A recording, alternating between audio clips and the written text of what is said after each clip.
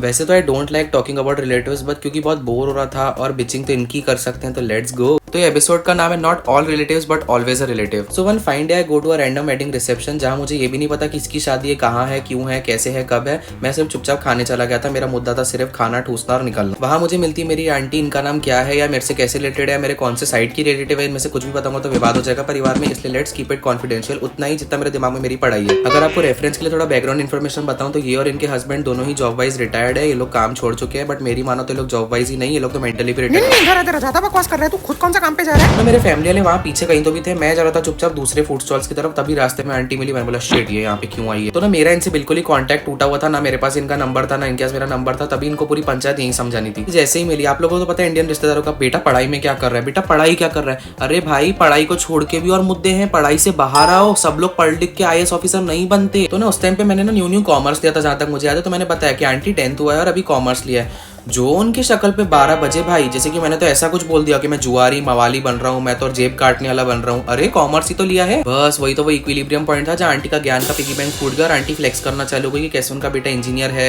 बहुत अच्छी जॉब है, बहुत अच्छा कमाता है, फैमिली का ध्यान रखता है, पूरा फ्लेक्सिंग चल। I was like seriously aunty कोई जगह है सब डिस्कस करने की? अरे हम एक वेडिंग रिसेप्शन पे आए हैं, बात करना है तो ये करो ना कि बेटा वो स्टॉल पे मत खाना, वो स्टॉल पे खाना। और वहाँ आखिरी में पिज्जा एकदम छुपा के रखा है उन लोगों ने, वहाँ पे जाके पहले खड़े हो जाना, बहुत लंबी लाइन है। जो पिज्जा है ना बेटा ध्यान से खाना क्योंकि उसका चीज बहुत स्टिकी है। पहली बाइट में चीज पूरा एक साथ घुस गया था मुंह में और फिर पूरी ब्रेड रुखी खानी पड़ी थी। या बेटा जो नूडल्स है ना उसमें हम लोगों ने पत्ता गोभी का पूरी बौछार कर दिया, तो नूडल्स नहीं पत्ता गोभी की सब्जी ज्यादा लग रही है। ये सब चीजों में बात करते तो भी मेरी आपके लिए रिस्पेक्ट बढ़ती। अब करियर का ज्ञान कहाँ दे रहे हो? एक काम करो घर पे आओ। नहीं घर पे नहीं आना, बिल्कुल नहीं आना। मेरे मम्मी पापा का ब्रेन वॉश करके चले जाते हैं ऐसे लोग। वेडिंग रिसेप्शन में कोई काउंसिलर बन के घूमता है क्या कि आपको करियर का ज्ञान देंगे? अरे इंसान मूड फ्रेश करने के लिए आता है यहाँ पे मूड खराब करने नहीं आता है। ज्यादा डिटेल्स रिवील कर दूंगा तो विवाद हो जाएगा। बट आंटी आपकी एक बेटी भी है ना जो अब्रॉड में सेटल्ड है अमीर हस्बैंड के साथ, उसे इंजीनियरिंग नहीं कराई?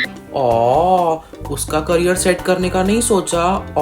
मतलब अब इकोनॉमी में मनी का सर्कुलेशन देखिए, सरकार दे रही है इनको पेंशन, वही पेंशन से घर पे बैठे बैठे खा रहे तो कुछ काम तो नहीं तो हमको दे रहे हैं टेंशन। वही टेंशन जब डिप्रेशन में बदल रहा है तो हम जा रहे हैं थेरेपिस्ट के पास, तो इतने पैसे भर भर के दे रहे तो उनसे उनका बन रहा है मेंशन। अब मेंशन बन गया तो बच्चों को तो कॉन्फिडेंस आएगा कि हमारे पास पैसा, तो वो पढ़ नहीं रहे हैं, तो वो नहीं पढ़ रहे तो फिर उनके रिश्तेदार उनको दे रहे हैं टेंशन। तो ये चल रहा है पूरा सर्कुलर लूप। इसके पहले कोई ऐसा इंसान जिसके रिलेटिव जेन्युइनली बहुत अच्छे हैं वो बात को डिफेंड करने की कोशिश करे ये बोल के कि नहीं आंटी तो जेन्युइनली तेरे लिए कंसर्न थी, वो तो तेरा फ्यूचर ब्राइट देखना चाहती है। नहीं, आंटी के पति बस लिटरली आफ्टर आवर प्रॉपर्टी। तो आंटी अगर आप मेरे लिए कंसर्न भी हो मेरे फ्यूचर के लिए तो आप अपने पति का बस मुंह बंद रखो, उनको अपने घर पे चुपचाप रखो। Self introspection is needed. आपके घर में ही चोर बैठा है, अगर आप अपने पति को घर में चुपचाप बांध के रख देते ना मुंह बंद करके, तो मेरा फ्यूचर ऑटोमेटिकली ब्राइट हो जाएगा। ओके आंटी, जनहित में जारी।